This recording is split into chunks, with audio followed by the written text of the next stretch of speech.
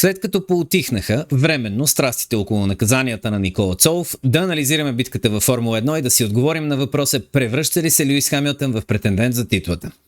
Люис записа първа победа с Ферари на 41 годишна възраст. Това последното е впечатляващо само по себе си, защото няма и 10 състезатели в историята, които да са триумфирали в 40-те. Сред тях са Хуан Мануел Фанджо и Джузепе Фарина от 50-те, Джак Брабъм и Греъм Хил от 70-те и 80-те, а последното значимо име е на Найджел Менсъл от 1994. В анализите на по-малките формули сме говорили, че младостта не е порок. Тук трябва да допълним, че и опитът също не е. Защо Ферари спечели в Барселона? Защото дойде със сериозен пакет от промени, които този път, за разлика от предишни случаи, проработи. Това е втори пакет в рамките на 4 състезателни уикенда. Това говори за новия подход в скудерията, където очевидно тези промени са били предвидени още от преди началото на сезона. Точно това е аспект, в който Ферари изоставаха от конкуренцията в предишните сезони. Преди скудерията трябваше да търси пътя в хода на първенствата, докато сега започнаха с предварително подготвен план за развитие. Така, между другото, Макларен спечелиха титлите, а Red Bull преди това. Промените бяха, конкретно тези в Барселона, от носа на болида чак до дифузиора. Сред тях имаше нови сайд подове, нови странични профили на пода, нови страници на предното крило, нова връхна точка на пода за оптимизиране на въздушните струи. И за да може да придадем смисъл на цялото това изброяване, трябва да уточним, че целта е да се изведат въздушните струи по край автомобила, а не под него. Спомнете си, в едно от предишните видеа за Мерцедес говорихме за промени, целящи същите ефекти. Точно това беше преди уикенда в Канада. Всички отбори се опитват и ще продължат да се опитват да извеждат струите максимално по край болидите. Изчистването на струите от пода прави колите по-лесни за настройване и с по-добри нива на притискане на задницата. Това е против идеята на законодателя, но още преди началото на сезона резонно алармирахме, че в съвсем скорошен етап ще се стигне до подобни решения. Законодателят искаше да намали турбулентната струя от автомобилите, за да може да се следват на по-малки разстояния и за по-дълъг период от време, но отборите не гледат да спазват духа на закона, а точните му предписания. И разбира се, ако могат да извлекат време. Какви са основните предимства на Ферари?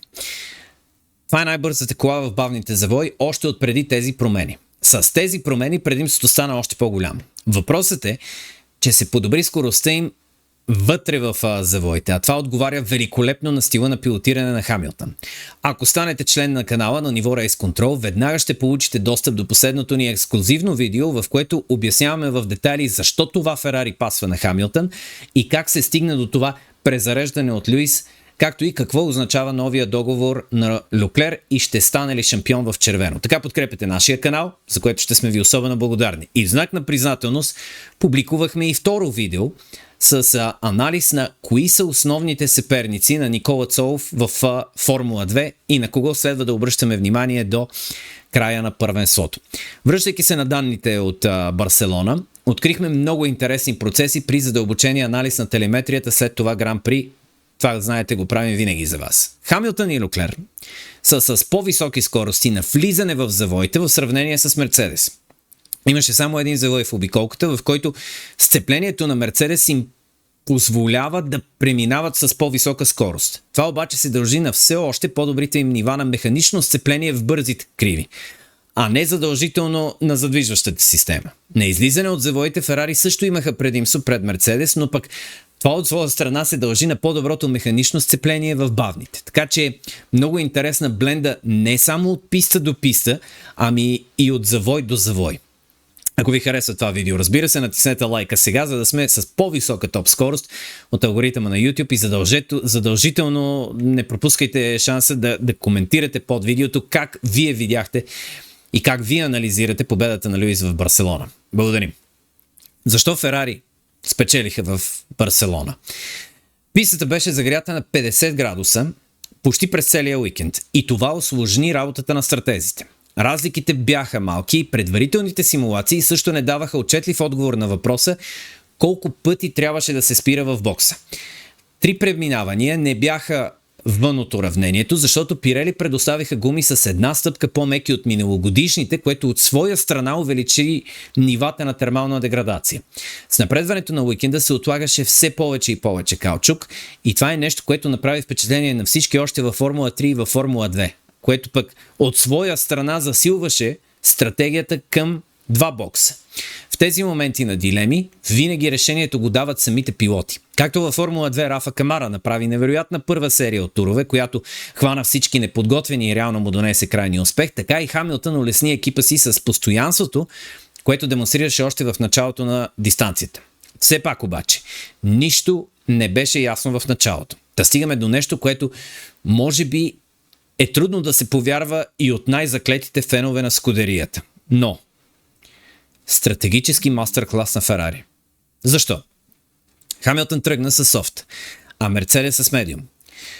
Опита се да пресече мерцовете и те отговориха, покривайки стратегията. До тук всичко е разбираемо. Обаче, Ферари имаха комфорта да избират какво ще се случва занапред, докато Мерцедес просто се водеха по решенията на техните съперници. В първата серия от турове, може би, Ръсел беше най-бърз, но е трудно да се каже заради разликата във вида гуми. Във втората серия Ръсел беше с маргинална преднина пред Люис, но Антонели беше чувствително по-бърз и от двамата след едва 10 тура. С толкова високи нива на деградация, спиране с 3 обиколки по-късно донесе до 9 десети на обиколка по-добри времена. Самият Антонели беше много по-доволен от харда вместо медиума. Ръсел обаче беше на противоположното мнение. Мерцедеси останаха твърдо на предварителния план от 3 бокса, докато Хамилтън и Ферари бяха агресивни и спряха отново. Това отключи страхотна скорост за Люис и по-важното. Това решение очевидно бе взето в хода на надпреварата и в следствие на анализ на данните и на техните съперници. Нещо, което досега в този отбор си беше тера инкогнита. И все пак, изкарали късмет с виртуалния сейфтикар. По принцип да, безспорно. Но точният анализ на данните разкрива, че Хамилтън и без грешката на стария му съперник Фернандо Алонсо пак щеше да е в голямата битка. Отпадането на Нандо просто направи триумфът на Ферари безспорен. Без него щяха да са в активна битка с Мерцедес, която така или иначе, вероятно, пак щяха да спечелят. Това щеше да направи победата им още по-отчетлива. Така че от една страна, да, безспорно, събитията се наредиха в тяхна полза, но може би пък ги лишиха от възможността да победят с послание. И така, на 41 години, Люис Хамилтън е на 41 точки от лидера в шампионата Андреа Кими Антонели. Това състезание беше ред на италянеца да изпие чашата на разочарованието, която изпи Ръсел в Канада. Там въпросът е, че Антонели отново показа по-добра скорост, Ръсел все пак редуцира пасива си, но не изглежда да взе инициативата вътре в отбора и след този уикенд, но за това ще си говорим в следващите видеа. За пълния анализ на телеметрията и коментар и за останалите отбори, влезте в сайта ни задволана.bg. Там вече публикуваме почти на дневна база супер интересни анализи и коментари.